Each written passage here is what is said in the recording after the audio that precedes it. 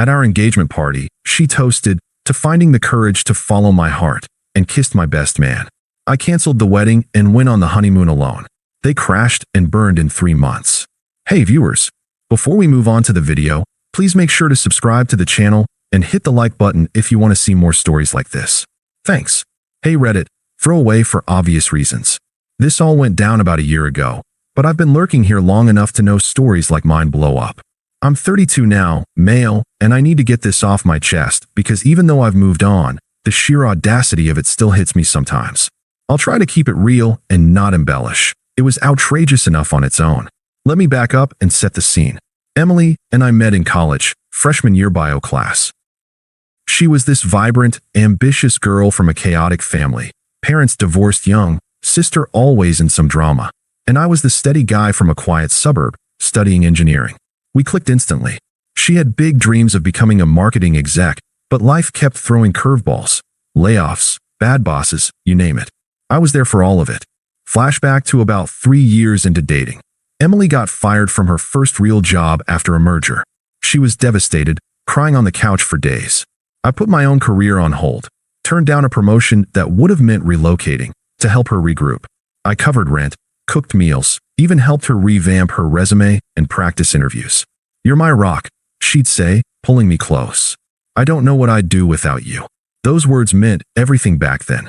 I proposed 6 months later on a quiet beach at sunset because she always said she wanted something intimate, not flashy. She said yes, tears in her eyes, and we started planning the wedding. Fast forward to last year. I'd been grinding at my job as a project manager for a tech firm, pulling extra hours to save for the honeymoon, a week at a secluded resort in the Caribbean.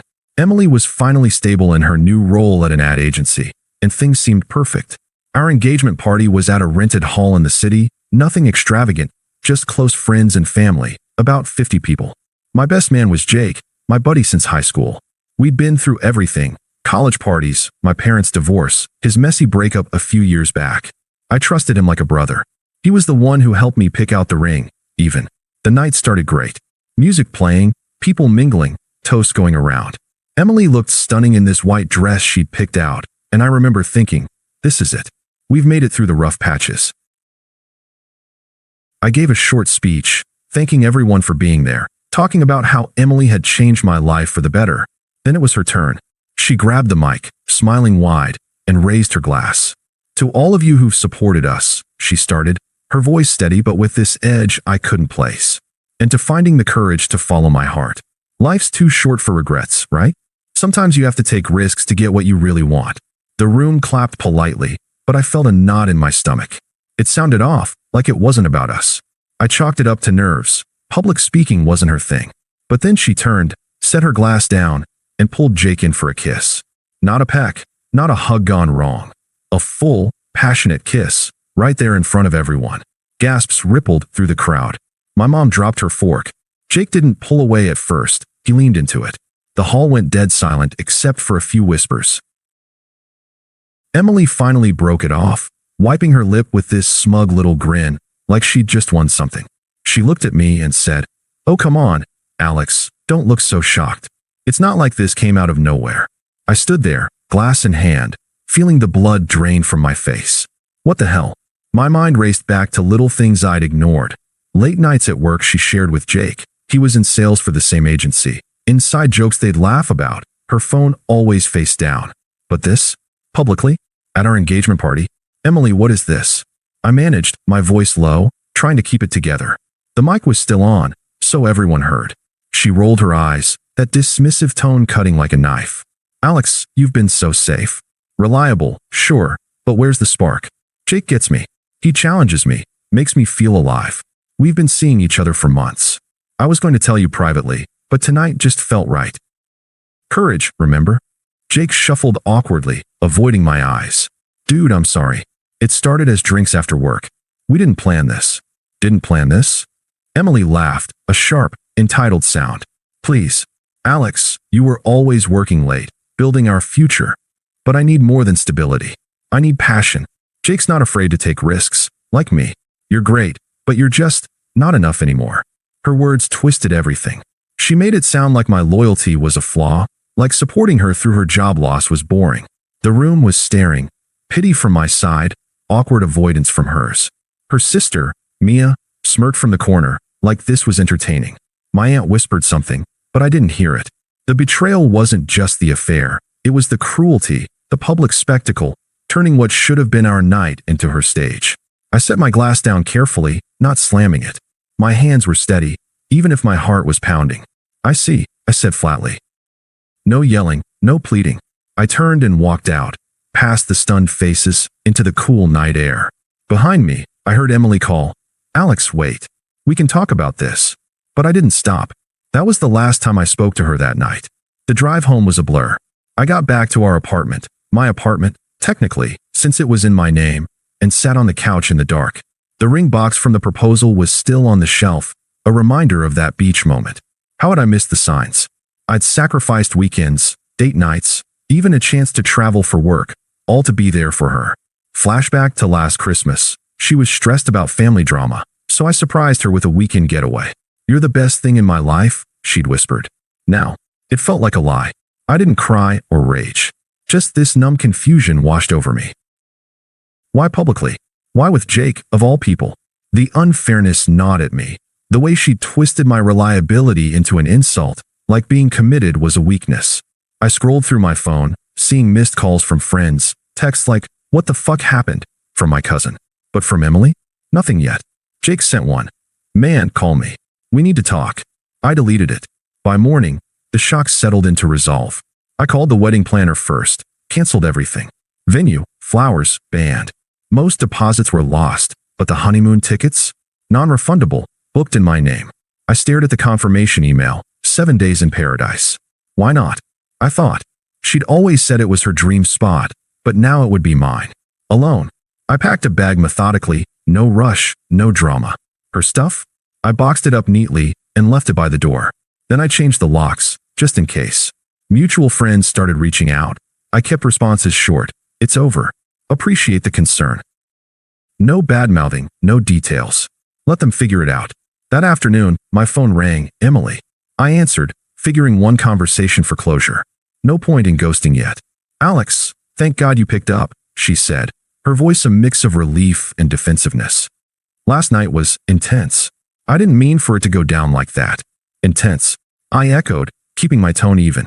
I was in the kitchen, pouring coffee, acting like this was a normal chat. "Look, Jake and we connected at work. You were always so focused on the long term, saving every penny. It's admirable, but I felt trapped. Like, life's too short, you know? I needed to follow my heart, like I said in the toast. You understand, right? We can still be civil about this." Her logic was warped, flipping the script like my efforts were the problem. Trapped? "Emily, I supported you through everything, your job loss, the moves. That was me following my heart." She sighed, impatient. "See, that's it. You're too nice, too predictable." Jake pushes me to be better. He's spontaneous. We talked about eloping, even. "This isn't about you being bad. It's about me needing more. You'll find someone who appreciates your stability." The smugness in her voice, the way she justified betraying me with my best friend as self-growth, made my jaw clench. But I didn't snap. "I get it," I said calmly. "We're done. Wait, what about the apartment? The wedding stuff? We need to divide things." Her tone shifted, like she expected negotiation. "Handle your share through email if needed. Goodbye, Emily."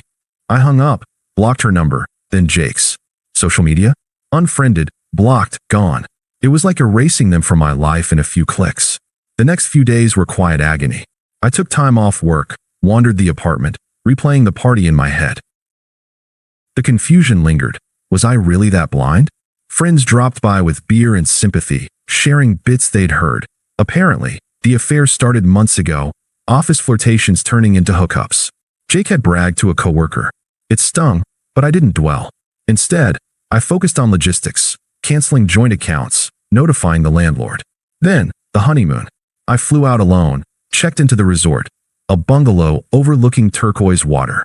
The first day, I sat on the beach, staring at waves, feeling the weight of it all. This was supposed to be a celebrating, but solitude hit different. I hiked trails she'd have hated, snorkeled reefs, read books I'd put off. Mornings were coffee with ocean views. Evenings, stargazing. No phone notifications, no drama. By day 3, the confusion faded into clarity. I dodged a lifetime of her manipulations. I'm free, I realized one sunset. No more walking on eggshells around her moods or family's toxicity.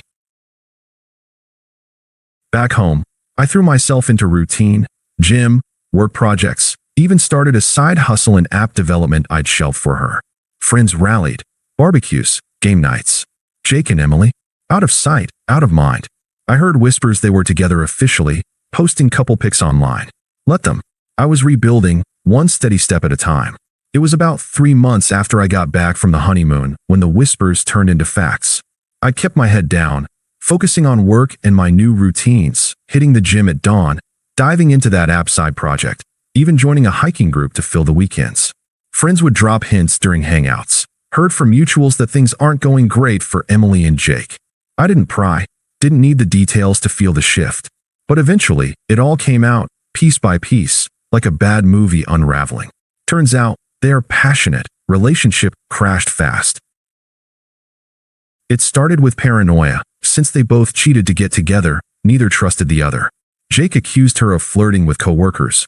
She found texts on his phone from an ex. Fights escalated, spilling into work. Emily's ad agency had a strict no-drama policy, and when a colleague reported their blowout in the break room, yelling about who cheated first, she got put on probation. Jake, being in sales, charmed his way out at first, but the tension tanked their performance. Mutual friends bailed. Most sided with me after hearing the full story, cutting them off from barbecues and group chats. Her family? They enabled it, of course, Mia posting shady memes online about true love winning. But even they couldn't spin the mess. Then Emily got fired. A big client pulled out after hearing office gossip tied to her, and that was that. Broke and isolated, she started reaching out. First, through email since I'd blocked her phone. A long one titled, "We Need to Talk," full of excuses.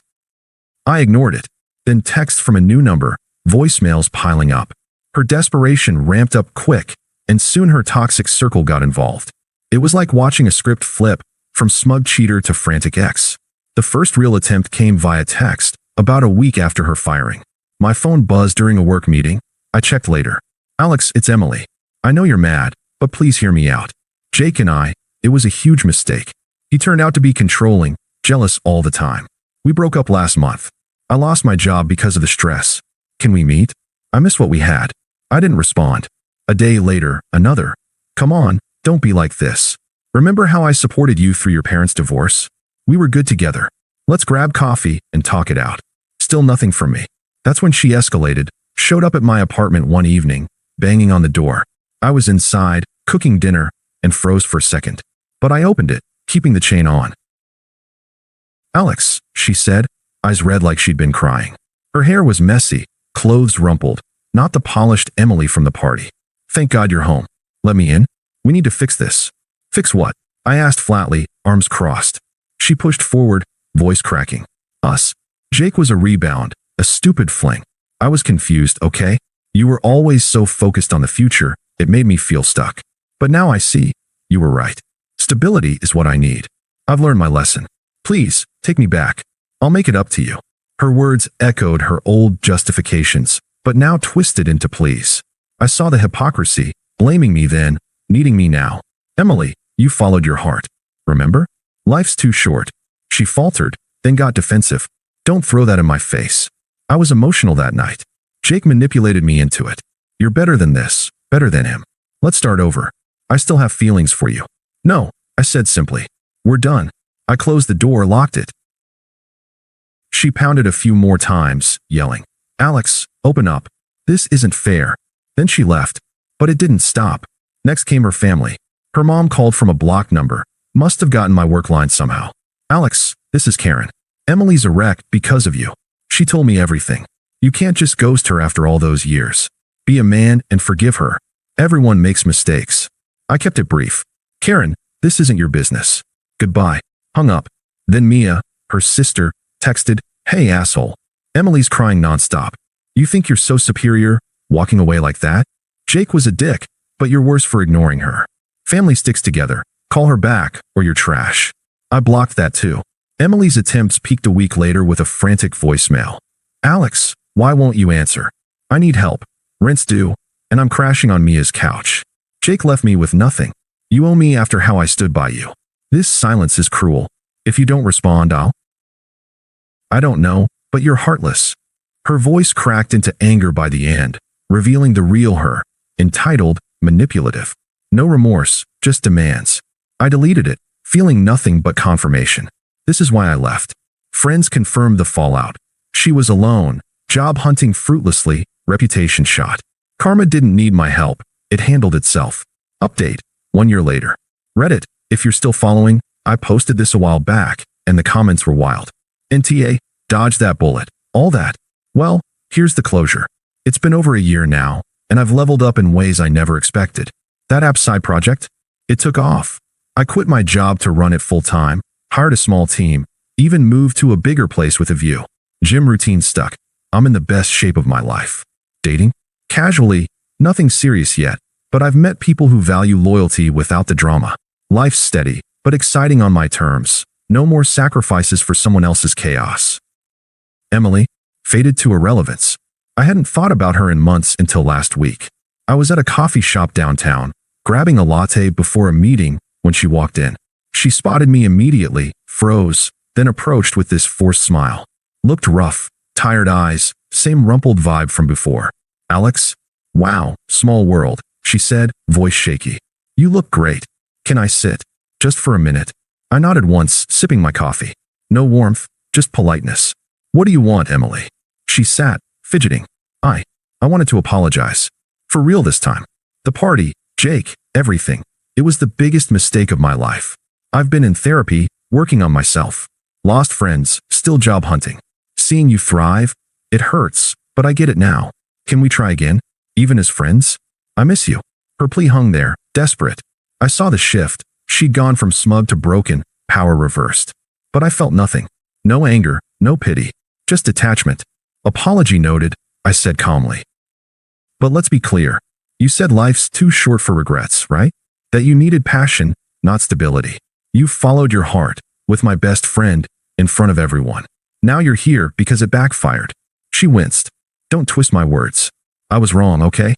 You've changed, successful, confident. We could be that power couple now. I leaned back, mirroring her old logic right back. See, that's it. I'm not predictable anymore. Not safe. But back then, my reliability was the problem. You needed risks, challenges. Well, I took one, walking away from you. And it paid off. You're the one stuck now, Emily. Not me. Her face crumpled, anger flashing. So that's it. You're just going to rub it in? After all we had. No rubbing. I replied firmly. Just facts. You've become irrelevant to my life. I've built something better without you. Peace, growth, a future on my terms. You're a closed chapter. Take care of yourself. I stood, grabbed my coffee, and walked out. She called after me. Alex, wait, but I didn't look back. That was it. Final, definitive. No loose ends. If there's a lesson here, Reddit, it's this. Sometimes the best response is none at all. Let karma do the work while you build your own path. Thanks for watching.